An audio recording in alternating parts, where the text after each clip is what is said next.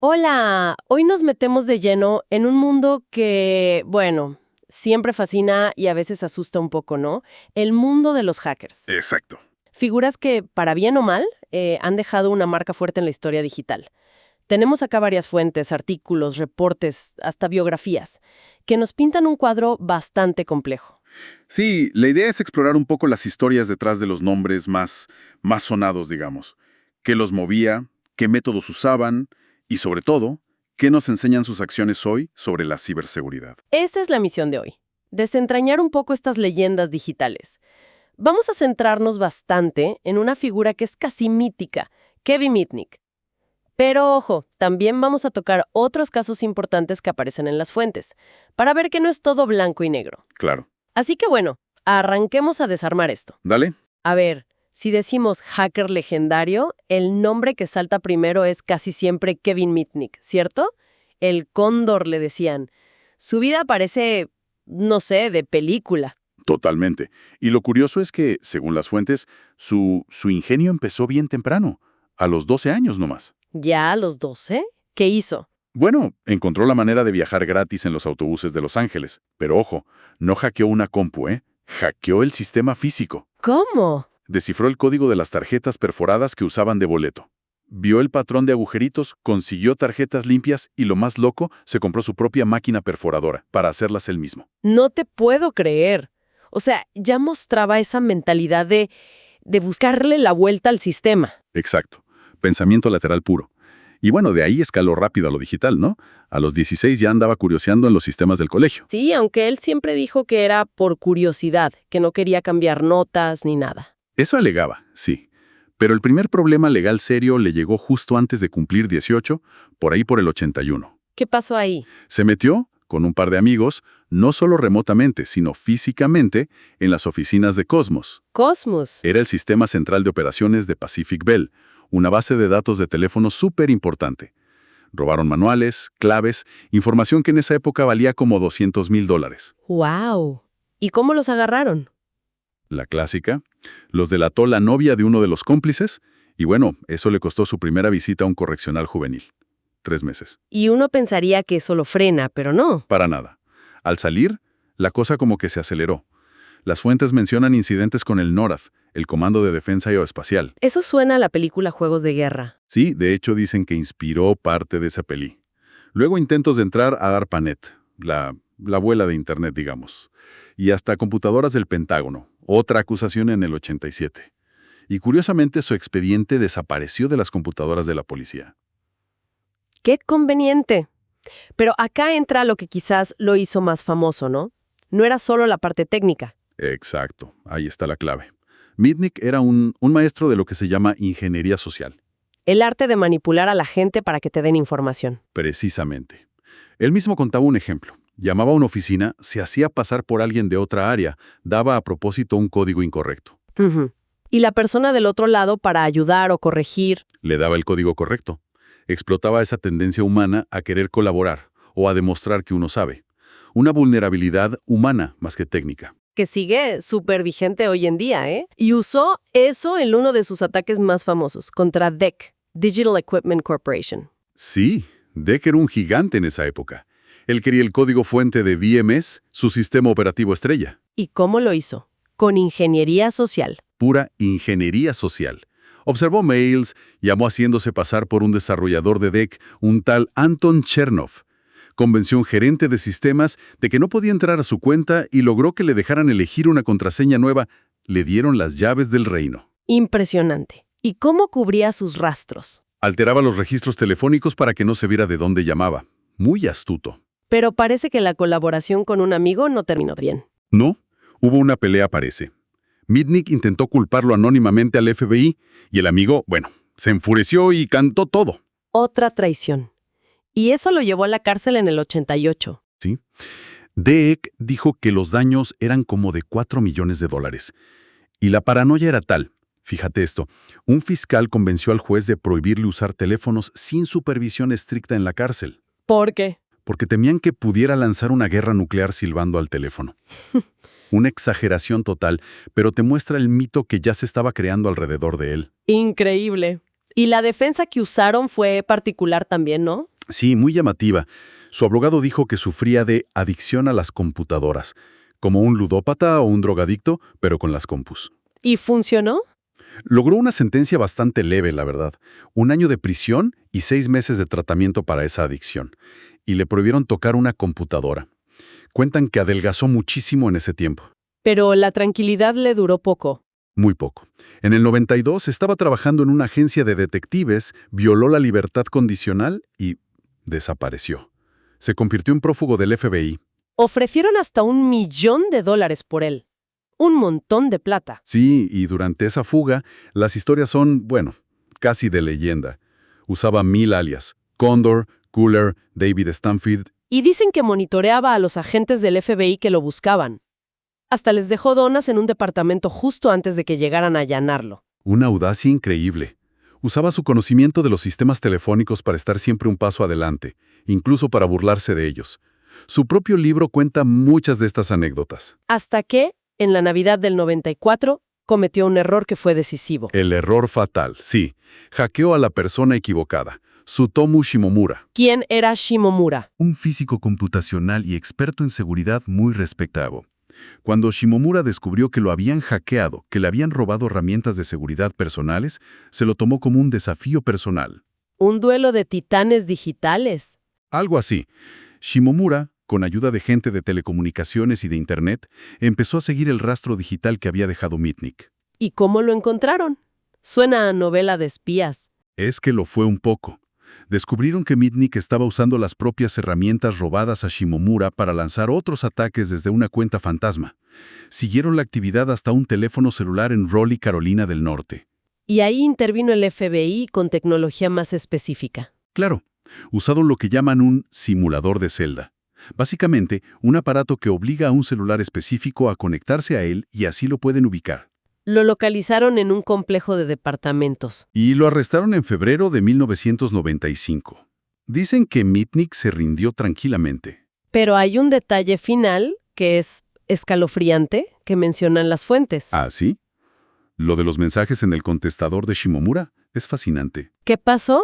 Horas después de que Mitnick ya estuviera arrestado bajo custodia, Shimomura encontró mensajes nuevos en su contestador automático. Eran mensajes burlones imitando su acento japonés, supuestamente dejados por Mitnick. Pero, ¿cómo?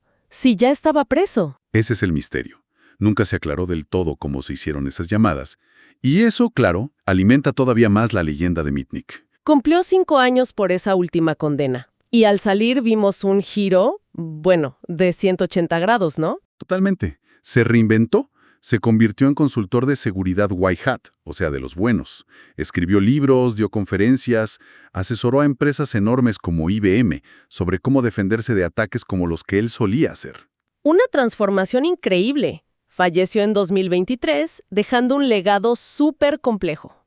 Sí, su historia es como el arquetipo del hacker que pasa de ser el malo a ser un defensor. Y plantea preguntas interesantes sobre la redención y sobre si conocer el ataque es la mejor forma de armar la defensa. Es que la historia de Mitnick es atrapante por eso, ¿no? La mezcla de habilidad técnica con la manipulación psicológica. Pero, como decíamos, las fuentes nos muestran que él es solo una cara de la moneda del hacking. Hay otros perfiles, otras motivaciones. Exacto. Si pasamos de la figura individual a algo más colectivo, las fuentes hablan mucho de Anonymous. Ah, sí, la máscara de Guy Fawkes. Esa misma no es una persona, es más bien una idea, un colectivo sin una cabeza clara, descentralizado. Su lema es «Somos legión, no perdonamos, no olvidamos, espéranos». Y sus acciones suelen ser lo que llaman hacktivismo, ¿cierto? Sí, atacan por causas ideológicas, contra la censura, la corrupción, para apoyar a Wikileaks. Afectan a gobiernos, a empresas. ¿Y cómo atacan principalmente? Mucho con ataques de DDoS, de denegación de servicio distribuido. A ver, ¿eso qué es, en simple? Imagínate que querés entrar a un sitio web, pero miles de computadoras zombies empiezan a pedirle cosas al mismo tiempo, sin parar.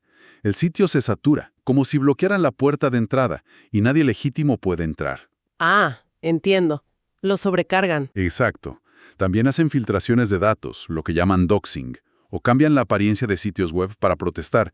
Su impacto es más político o social, digamos, que buscar plata directamente. Y del hacktivismo nos vamos al otro extremo. El cibercrimen puro y duro. Por dinero. Ahí las fuentes destacan mucho a Albert González, alias Subnazi. ¿Qué hizo él?